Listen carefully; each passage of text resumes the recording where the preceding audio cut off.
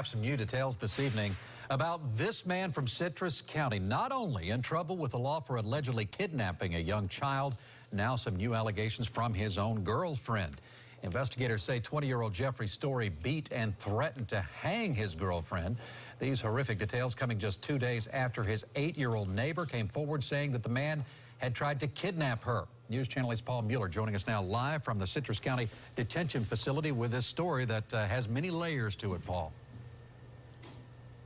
It certainly does, Keith. Good evening. And the gruesome details spelled out right here in this arrest report from early this morning. Story's girlfriend and the mother of their 2-year-old child claiming that Story beat her with things like a PVC pipe, wires, and even threatened, she says, to hang her from the rafters of the garage. It is the face of pure evil, one mugshot after another. Just 20 years old, and already investigators calling him sick and a tyrant. Tie her up, hang her in the garage by her hands and feet, make her stay there for over an hour while he beat her. The rest of the gruesome allegations made by Story's girlfriend here in black and white. And the long list of allegations just continue to get even worse. The girlfriend too scared. Investigators had to find her and not the other way around. She was deathly afraid to ever say anything to law enforcement because of what a tyrant he was.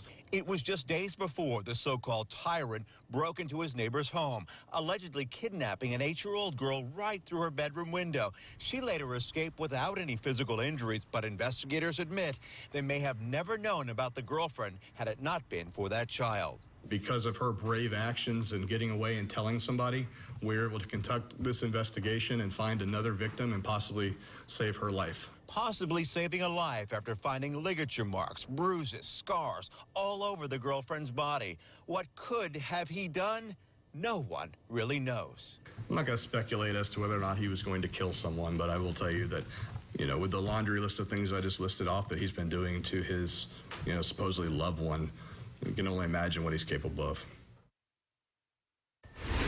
All right, back here live in Citrus County tonight. Story is being held here with no bond. He could face a judge as early as tomorrow in this latest case. Keith.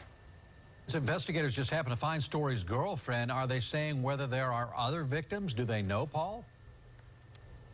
And that's the thing. The answer is maybe. So what they're doing right now is not only going through paperwork and files, they're also turning to social media. There's their Facebook page right there, hoping that if there are any other possible victims out there, that they will come forward.